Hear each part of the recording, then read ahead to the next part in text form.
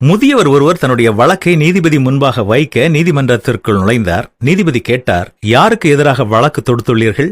என்னுடைய மகனுக்கு எதிராக. நீதிபதி ஆச்சரியமடைந்து கேட்டார், என்ன புகார்? அதற்கு முதியவர், என்னுடைய மகனின் திறமைக்கு ஏற்ப எனக்கு மாதாந்திர செலவு கேட்டு வருகிறேன் என்றார். நீதிபதி மிகவும் ஆச்சரியமடைந்தார். அவருடைய மகனின் பெயர் மற்றும் முகவரியை எடுத்துக்கொண்ட பிறகு அவரை நீதிமன்றத்தில் ஆஜராகும்படி உத்தரவிட்டார். மகன் நீதிமன்றத்தில் ஆஜர்படுத்தப்பட்ட போது நீதிபதி அவரிடம் கேட்டார், இது உங்கள் தந்தையா? மகன் சொன்னான், ஆம், இவர் என்னுடைய தந்தை. நீதிபதி கூறினார், மாதாந்திர செலவுகள் எவ்வளவு குறைவாக இருந்தாலும் தொடர்ந்து செலுத்த வேண்டும் என்று உங்கள் தந்தை உங்கள் மீது வழக்கு பதிவு செய்துள்ளார்.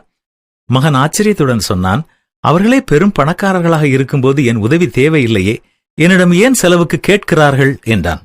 நீதிபதி கூறினார், இது உங்கள் தந்தையின் கோரிக்கை. அவர் தன்னுடைய கோரிக்கையிலே சுதந்திரமாகவும் நியாயமாகவும் இருக்கிறார். முதியவர் கூறினார், நீதிபதி அவர்களே, மாதம் ₹1 மட்டும் அவர் கையால் என்னிடத்தில் வந்து கொடுத்தால் போதும், நான் மகிழ்ச்சி அடைவேன். நீதிபதி கூறினார், அது உங்கள் உரிமை, நானும் அதன்படி உத்தரவிடுகிறேன்.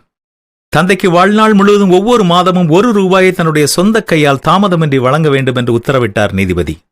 நீதிமன்ற அறையை விட்டு வெளியேறும் முன் வயதான அந்த தந்தையிடம், உங்களுக்கு ஆட்சேபனை இல்லை என்றால் எனக்கு ஒரு சந்தேகத்தை நிவர்த்தி செய்ய வேண்டும். நீங்கள் பணக்காரராக இருந்தும் இந்த வழக்கை ஏன் தாக்கல் செய்தீர்கள்? அதுவும் மிக குறைந்த தொகையை ஏன் கேட்டீர்கள்? முதியவர் அழுது கொண்டே சொன்னார், மதிப்பிற்குரிய நீதிபதி அவர்களே, இந்த என் மகனை காண நான் ஏங்குகிறேன். அவர் தன்னுடைய வேலையில் மிகவும் மும்முரமாக இருக்கிறார். என் மகனின் மீது நான் ஆழ்ந்த அன்பில் இருக்கும் என்னால் அவருடைய முகத்தை பார்க்க முடியவில்லை.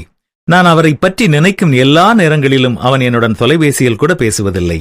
மாதம் ஒரு முறையாவது அவரை பார்க்க வேண்டும் என்பதற்காகவே இந்த வழக்கை பதிவு செய்துள்ளேன். இதனை கேட்ட நீதிபதி மற்றவர்களுடன் சேர்ந்து அடக்க முடியாமல் அழத் தொடங்கிவிட்டார். பெற்றோர்கள் தங்கள் இதயங்களில் எவ்வளவு அன்பு வைத்திருக்கிறார்கள் என்பதை நேரம் கடந்து செல்வதற்கு முன்பதாகவே மகன்கள் புரிந்து கொள்ள வேண்டும், அறிந்து கொள்ள வேண்டும். இந்த செய்தியை மற்றவர்களுக்கு பரப்புங்கள். உங்கள் மூலம் யாரோ ஒருவரின் வாழ்க்கையில் மாற்றம் உண்டாகும் என்றால்